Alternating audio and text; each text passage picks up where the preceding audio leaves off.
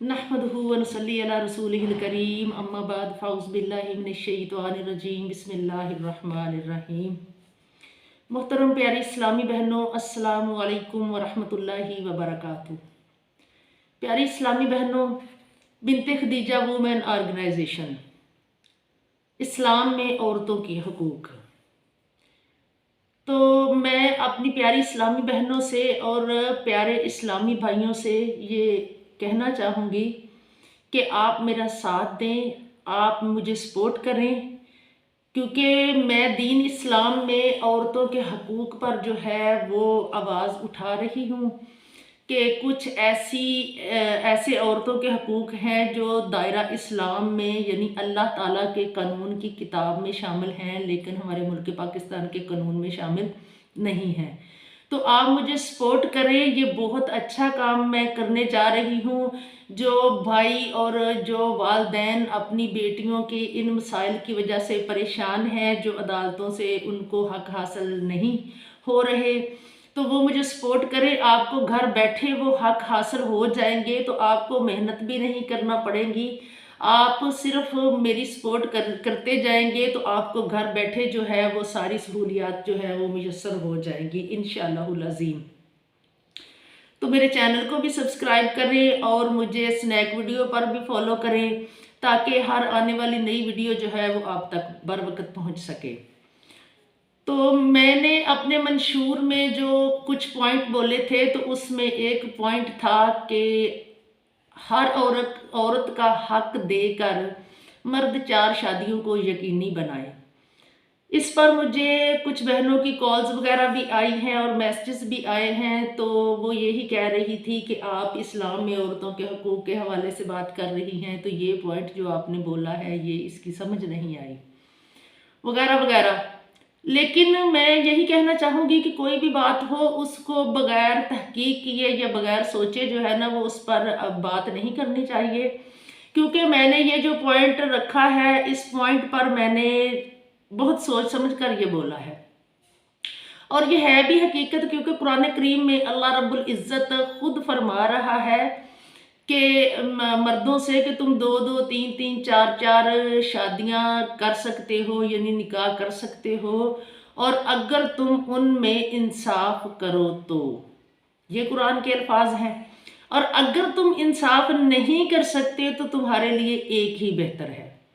तो प्यारी इस्लामी बहनों, इसमें परेशान होने की ज़रूरत नहीं है, और मैं अपने प्यारे इस्लामी भाइयों से भी यही कहना चाहूँगी कि इस पर गौर व फिक्र करें कि अल्लाह रब्बुल इज़्ज़त ने फरमाया है कि तुम 2-2, 3-3, 4-4 शादियां कर सकते हो अगर उनमें इंसाफ करो तो, और अगर तुम इंसाफ नहीं कर सकते तो तुम्हारे लिए एक ही बेहतर है।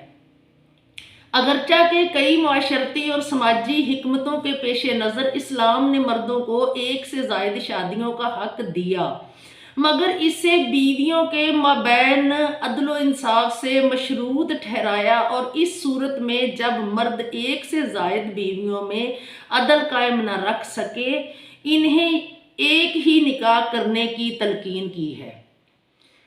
तो एक जगह पर और कुरान करीम में अल्लाह रब्बुल इज़्ज़त ने फरमाया है कि तुम हरगिज़ इस चीज़ की ताकत नहीं रखते कि तुम उनमें इंसाफ कर सको। तो इस पर हमारे बहुत सारे इस्लामी भाई हैं हमारे माशरे में, तकरीबन मुल्क पाकिस्तान में तो 90% मर्द हजरात जो हैं वो तकरीबन एक ही बीवी पर जो है वो एक ही बीवी से गुजारा कर रहे हैं, एक बीवी ही उन्होंने रखी हुई है, एक के साथ ही निकाह है। उसकी वजह भी है क्योंकि वो मर्द हजरात भी जानते हैं कि दायरा इस्लाम में हम दीन इस्लाम के मानने वाले हैं, और अल्लाह रब्बुल इज़्ज़त ने हुक्म दिया है, इजाज़त दी है अल्लाह ने 4 की, लेकिन अल्लाह ने हुक्म नहीं दिया। अगर हुक्म हो जाता तो ये फ़र्ज़ हो जाता। अल्लाह रब्बुल इज़्ज़त ने 4 की इजाज़त दी है लेकिन हुक्म नहीं दिया, मशवरा 1 का दिया है। तो वो 90% मर्द हजरात ऐसे हैं जो अल्लाह ताला के मशवरे पर चल रहे हैं, और वो 2-2, 3-3 या 4-4 शादियां नहीं कर रहे, क्योंकि वो ये समझते हैं कि जिस तरह अल्लाह ने फरमाया है ना कि तुम इनमें अदलो इंसाफ कर सको, तो ज़ाहिरी सी बात है हम इंसान होने के नाते अगर अल्लाह ताला के अदल की तरफ देखें तो अल्लाह तो राई बराबर भी नाइंसाफ़ी नहीं करता। تو ہم انسان کس طرح انصاف کر سکیں گے؟ اگر اس انصاف کی باریکی میں جائیں گے تو ہم وہ انصاف نہیں کر سکیں گے، اس لیے وہ ایک ہی پر جو ہے گزارا کر رہے ہیں۔ لیکن میرا جو یہ پوائنٹ لکھنے کا مقصد تھا، یہ مقصد یہ ہے کہ میں نے یہ کہا ہے کہ مرد ہر عورت کا حق دینے کے بعد 4 شادیوں کو یقینی بنائیں۔ دیکھیں، ہم نے آواز اٹھائی ہے اسلام میں عورت کے حقوق، تو ہم تو اس پر بات کریں گے نا۔ پہلا پوائنٹ اس کا دیکھیں نا کہ ہر عورت کو حق دینے کے بعد 4 شادیاں کریں۔ پہلی جو عورتیں ہیں وہ 2 ہیں، 3 ہیں یا 1 ہے، ان کا حق تو یہی بنتا ہے نا کہ ان کو گھر، ضروریات زندگی کا سامان اور انہیں نان و نفقہ جو ہے وہ مرد مہیا کرے۔ اگر وہ یہ سب کچھ مہیا کر رہا ہے تو پھر اگر اسے استطاعت ہے تو پھر وہ شادی کر لے، اور اگر وہ یہ سب کچھ نہیں کر رہا تو پھر ظاہر سی بات ہے اللہ تعالیٰ نے ایک کا مشورہ دیا ہے۔ اب ہمارے ملک پاکستان میں یہ قانون ابھی پاس ہوا ہے کہ مرد جو ہے وہ پہلی عورت کی اجازت کے بغیر اگر شادی کرتا ہے تو اسے کچھ سزا اور جرمانہ جو ہے وہ ادا کرنا ہوگا۔ تو حالانکہ یہ کوئی وہ چیز نہیں تھی جو دائرہ اسلام میں تھی، دائرہ اسلام میں اللہ تعالیٰ نے جب اجازت دی ہے تو پھر ایسے قانون پاس کرنے سے بہتر تھا نا کہ قانون یہ پاس ہوتا کہ اگر تم نے شادی کرنی ہے، آپ شادی کر رہے ہو تو آپ کریں، لیکن پہلی 1 عورت ہے یا 2 ہے، اس کا یہ حصہ جو ہے، یہ حق جو ہے، یہ اسلام نے رکھا ہے، اس کا گھر، اسے نان نفقہ اور اسے خرچہ، اور اگر بچے ہیں تو بچوں کا خرچہ، یہ سارا کچھ جو ہے اگر یہ عدالتیں دلوانے میں وہ قانون پاس کریں تو میرے خیال میں یہ بہتر ہے، اور یہ باقی جو گھریلو معاملات ہیں، جھگڑے ہیں، یہ ان سے بھی چھٹکارا مل جائے گا۔ اور دوسری بات یہ ہے کہ جو مرد حضرات ہیں ان کا یہ جو دباؤ ہوتا ہے نا عورتوں پر کہ میں اور شادی کر لوں گا، میں یہ کروں گا، میں وہ کروں گا، یہ بھی سارے ختم ہو جائیں گے۔ اور اپنی اسلامی بہنوں سے میں کہنا چاہوں گی کہ اگر مرد کہے نا میں اور شادی کر لوں گا تو آپ کہہ دیں موسٹ ویلکم، کر لیں، کوئی بات نہیں ہے، کیا ہو جائے گا؟ ہمیں ہمارا حق چاہیے، آپ ہمیں ہمارا حق دے دیں تو ٹھیک ہے، اس گھر کی میں مالک ہوں، میں گھر والی ہوں، یہ گھر میرا ہے، تو آپ اور شادی کرنی ہے تو آپ اور کر لیں۔ لیکن اس پر بہت ساری میری بہنیں جو ہیں وہ اعتراض بھی کریں گی کہ یہ بہن ہماری نے کیا کہہ دیا ہے، لیکن دائرہ اسلام میں رہ کر ہم اسلام کے قوانین کے مطابق بات کریں گے تو اس میں حرج نہیں ہے۔ لیکن پھر بھی مرد حضرات کو اللہ رب العزت نے بار بار یہی فرمایا ہے کہ تو ان میں انصاف کر سکے تو تو شادی کر لے، اگر انصاف نہیں کر سکتا تو تیرے لیے ایک ہی بہتر ہے۔ اور اللہ رب العزت نے یہ بھی فرمایا ہے آگے کہ تو ہرگز ان میں انصاف نہیں کر سکتا۔ اس بات کو مد نظر رکھتے ہوئے آپ جو بھی فیصلہ کرتے ہیں اس بات کو مد نظر رکھتے ہوئے کرتے ہیں، اور ہمارے مرد حضرات جو ہیں الحمدللہ اسلامی بھائی جو ہیں وہ اس بات کو سمجھتے ہیں۔ اور اس معاشرے میں ہمارے ملک پاکستان میں تو ایک بیوی کا جو خرچ ہے وہ بہت مشکل سے ہو رہا ہے، اب 2 3 4 کا خرچ جو ہے وہ کہاں سے اٹھایا جائے گا؟ لہٰذا میں نے عورت کے حقوق پر بات کرتے ہوئے یہ جملہ جو ہے وہ بولا ہے، اور باقاعدہ طور پر اپنے منشور میں یہ شامل کیا ہے کہ ہمیں تو اپنے حق کی بات کرنی ہے، ہم دوسرے کے حق پر قابض نہیں ہیں۔ اگر دین اسلام انہیں حق دیتا ہے یا حکم دیتا ہے تو ہم کون ہوتے ہیں چھیننے والے؟ آپ غور کریں نا کہ آپ کو حکم ہے یا اجازت ہے؟ اگر اجازت ہے تو کن شرط و شرائط پر اجازت ہے؟ اور اگر شرط و شرائط آپ پوری کر سکتے ہیں تو موسٹ ویلکم، اس میں تو حرج ہی نہیں ہے۔ لیکن اللہ رب العزت کے پیارے نبی صلی اللہ علیہ وآلہ وبارک وسلم نے 11 شادیاں کی ہیں، اور 11 شادیوں میں وہ ان کی کچھ اور وجہ تھی شادیاں کرنے کی، کیونکہ وہ کچھ طلاق یافتہ تھی، کچھ بیوہ تھی، اور کچھ جو ہے وہ قید سے آزاد تھی، اور ایک آپ کی بیوی جو ہے وہ کنواری تھی۔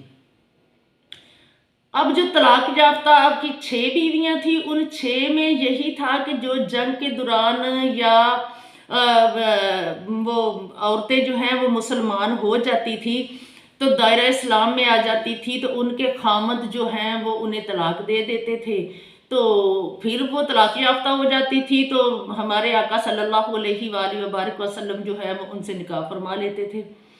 اور آپ کی دو بیویاں جو ہیں وہ بیوہ ہیں، ایک تو سب سے پہلے حضرت خدیجہ سلام اللہ علیہا سے آپ نے نکاح کیا 25 سال کی عمر میں، اور آپ کی عمر 40 سال، اور بعض روایتوں میں حضرت خدیجہ کی عمر 45 سال۔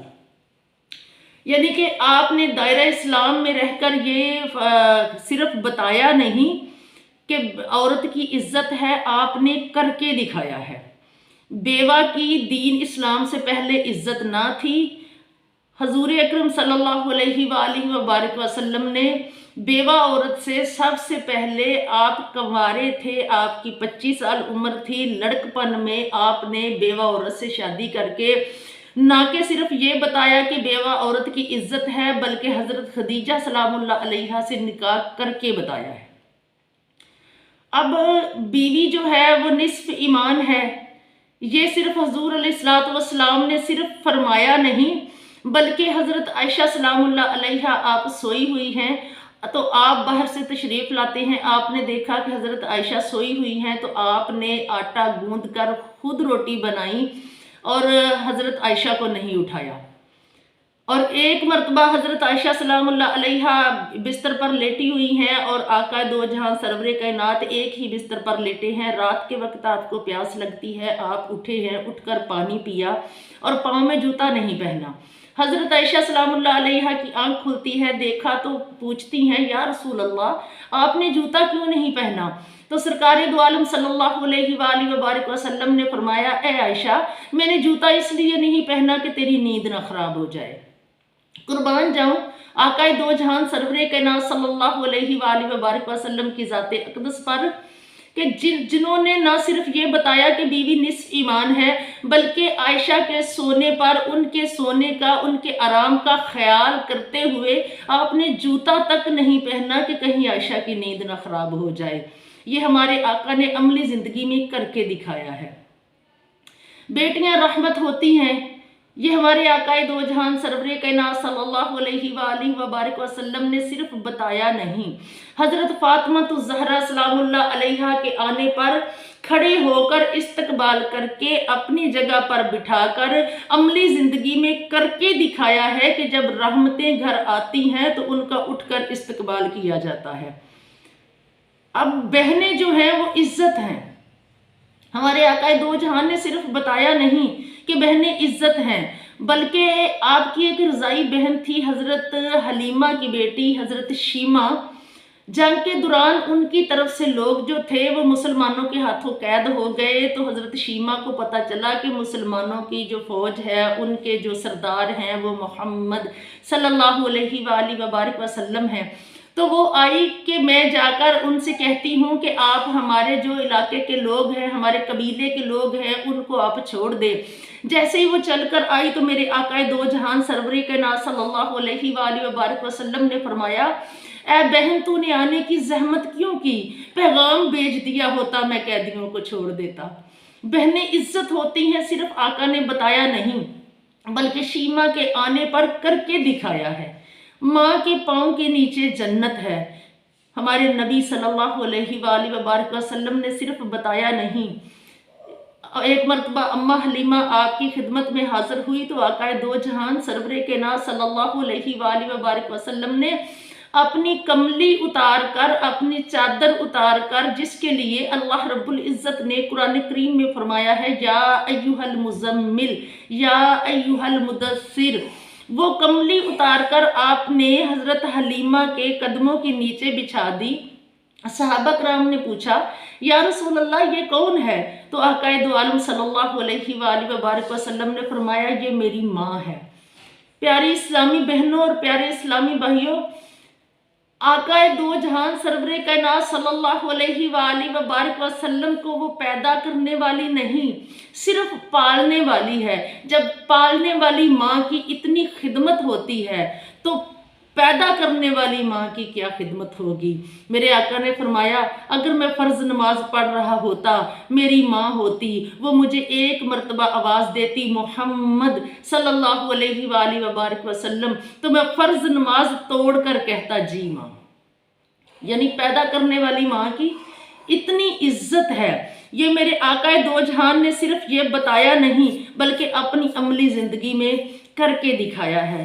تو آپ کی 11 بیویاں ہیں اور 11 کی 11 بیویوں کے ساتھ ایک ایک غلام بھی ہے۔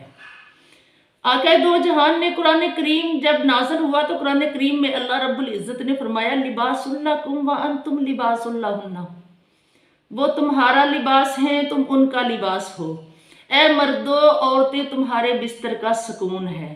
تو ظاہری سی بات ہے جو بستر کا سکون ہے انہیں بستر کا سکون ہی بنائیں، انہیں بے سکونی مت دیں۔ اور یہ 4 شادیوں کے حوالے سے میں نے بات کی ہے، یہ مرد حضرات بہتر طریقے سے جانتے ہیں کہ اللہ رب العزت نے 4 کا حکم نہیں دیا، اجازت دی ہے، مشورہ 1 کا دیا ہے اور عدل انصاف کی بات کی ہے۔ تو ہم عدل انصاف کیسے کر سکیں گے؟ وہ احسن طریقے سے خود ہی جانتے ہیں۔ باقی جو عدل و انصاف کر سکتے ہیں وہ کر لیں، اس میں حرج تو نہیں ہوتا، لیکن اس پر میری پیاری اسلامی بہنیں جو ہیں وہ کافی حد تک جو ہے وہ غمزدہ بھی ہو جاتی ہیں۔ ان سے میں یہی کہنا چاہوں گی کہ اگر آپ پرسکون زندگی گزارنا چاہتی ہیں تو یہ دوسری شادی والا خوف جو ہے اسے دل سے نکال دیں۔ یہ صرف تمہارے خوف کے لیے بات کی جاتی ہے اور اس میں کوئی مسئلہ نہیں ہے، کیونکہ 2 یا 3 بیویاں یا ان 2-3 کے بچے جو ہیں ان کا خرچ افورڈ کرنا کوئی آسان بات نہیں ہوتی۔ تو آپ اس بات کو اتنا بڑا ایشو نہ بنائیں۔ تو بہرحال اللہ رب العزت جو ہے وہ ہماری بہنوں کو اور بھائیوں کو یہ باتیں سمجھنے کی توفیق عطا فرمائے۔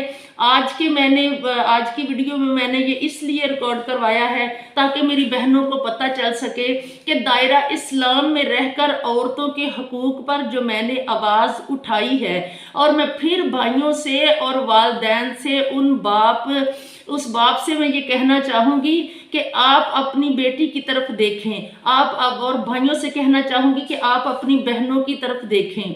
آپ کو گھر بیٹھے اگر حق مل رہے ہیں تو آپ وہ حق جو ہے ان کو ضائع مت کریں۔ قرآن کریم کے حوالے سے سورہ نساء کی الحمدللہ ایک آیت کا میں ترجمہ کر کے آپ لوگوں کو تک ویڈیو پہنچاتی رہوں گی۔ آپ لوگ بھی جانتے ہیں سورہ نساء قرآن پاک آپ پڑھتے ہیں، لیکن بات یہ ہے کہ جس پر تھوڑی سی غور و فکر کی جائے وہ بات جو ہے وہ ذہن میں آ جاتی ہے، اور میں یہی کہنا چاہوں گی کہ شاید کہ تیرے دل میں اتر جائے میری بات کہ میں کس پوائنٹ پر بات کر رہی ہوں، کیوں کر رہی ہوں، اور میں اپنے ہر اسلامی بھائی سے، اپنی ہر اسلامی بہن سے یہ بار بار ریکویسٹ کروں گی کہ آپ لوگ مجھے سپورٹ کریں۔ میں دائرہ اسلام میں عورتوں کے حقوق کے لیے میں نے آواز اٹھائی ہے اور میں پردے کی بھی تلقین کرتی رہوں گی۔ یہ جو ہماری بہنیں سڑکوں پر نکل آئی ہیں اور انہیں غلط گائیڈ کیا گیا ہے اور وہ غلط گائیڈ لائن لے کے وہ نکلی ہیں اور وہ آ کر میرا جسم میری مرضی کے نعرے لگا رہی ہیں، ہم جو ہیں ان کو بھی سمجھائیں گے، ان کو روکیں گے، ان کو کہیں گے کہ آپ اسلام میں رہ کر اپنے حقوق طلب کریں۔ اسلام نے کون سے ایسے حقوق ہیں جو عورت کو عطا نہیں کیے؟ اسلام واحد وہ دین ہے جس نے عورت کو بہت زیادہ عزت دی ہے، بہت زیادہ مقام عطا کیا ہے، بہت زیادہ درجہ عطا کیا ہے۔ ارے اسلام ہی تو وہ دین ہے جس نے عورت کو ہر لحاظ سے جو ہے وہ درجہ عطا کیا ہے۔ نہیں تو یہ عورتیں مردوں کی پراپرٹی ہوا کرتی تھی، مرد جو ہے وہ عورتوں کو اپنی جاگیر سمجھتے تھے۔ دائرہ اسلام ہی تو ہے جس نے عورت کو نکاح کا حق دیا، حتیٰ کہ عورت کو خلا تک کا حق دیا کہ اگر مرد تجھے تنگ کرتے ہیں تو مرد سے خلا لے سکتی ہے۔ اب دین اسلام نے تو عورت کو ایک مضبوط انسان بنایا ہے، تو ہم دائرہ اسلام سے باہر نکل کر اپنے حق طلب نہ کریں۔ जो भी हक है दीन इस्लाम में रहकर हम हासिल करें। अल्हम्दुलिल्लाह दीन इस्लाम में हमें हर किस्म के हक हासिल हैं। और भाइयों से मैं बार बार गुजारिश करूंगी, क्योंकि काफ़ी भाइयों के दिल में आता होगा कि अब ये औरतें जो हैं वो पता नहीं कौन सा हक लेना चाहती हैं या क्या वजह है। देखें भाई, दीन इस्लाम में रहकर अल्लाह ताला ने औरत को बहुत ज़्यादा हक दिए हैं जो औरतों को नहीं मिल रहे। जो मर्द हजरात औरतों को उनके हक दे रहे हैं, मैं उनको तहे दिल से सलाम पेश करती हूँ, क्योंकि वो नेक माओं के नेक बेटे हैं। और अल्लाह ताला जिसे चाहता है हिदायत देता है, अल्लाह ताला जिसे चाहता है वो चुन लेता है। वो जो चंद मर्द हैं 100 में से वो 20% हैं, 25% हैं, वो अल्लाह ताला के चुने हुए लोग हैं। और अल्लाह ताला हर किसी को यूं चुन नहीं लेता। ये दुनिया का माल दुनिया में रह जाना है। अगर अल्लाह ताला ने मर्दों को उनको चुना है जो औरत के हक अदा करते हैं, तो अल्लाह रब्बुल इज़्ज़त की तरफ से वो मर्द जो हैं वो ज़ाहिरी बात है एक चुने मर्द हैं। और बहुत सारी ऐसी औरतें भी हैं जो जुल्म ज़्यादती करती हैं। उन बहनों से भी मैं कहना चाहूँगी कि आप दीन इस्लाम के दायरे में रहकर अपने हक तलब करें, आप जुल्म ज़्यादती ना करें। और मर्द को अल्लाह रब्बुल इज़्ज़त ने एक दर्जा बुलंद किया है, मर्द का एक दर्जा औरत से ऊपर है। उसके लिए मैं ये कहना चाहूँगी कि जो मर्द का दर्जा एक ऊपर है ना, मैं मर्द हजरात से रिक्वेस्ट करना चाहूँगी कि आप उस दर्जे पर ही रहें। वो अल्लाह ताला ने आपको एक तख्त अता किया है, अल्लाह ताला ने आपको वो बादशाही वाला तख्त अता किया है जो एक दर्जा ऊपर अता किया है। मामला वहाँ बिगड़ता है जब वो मर्द अपने उस तख्त से उतर कर नीचे आता है, निचले दर्जे पर आकर जब वो औरत के बराबर खड़ा होता है, तो फिर ज़ाहिर सी बात है अखाड़े में अगर 2 पहलवान उतर आएंगे तो फिर मुकाबला तो होगा ही। तो मर्द को जब अल्लाह रब्बुल इज़्ज़त ने ऊंचा दर्जा अता किया है तो वो उस ऊंचे दर्जे पर बैठकर हुक्मरानी करे, औरतों का नानो नुफ़्का और खर्च वगैरह और घर का सामान ज़रूरियात ज़िंदगी का और घर उसे मुहैया करे और ख़ुद वो उस तख्त पर बैठे, तो यकीन माने वो बादशाहों वाली ज़िंदगी गुजारेगा। और अगर वो उस तख्त से उतर कर औरत के मद्दे मुकाबल आ जाएगा तो फिर ज़ाहिर सी बात है फिर मामलात जो हैं वो बिगड़ते जाएंगे, सुधरेंगे नहीं।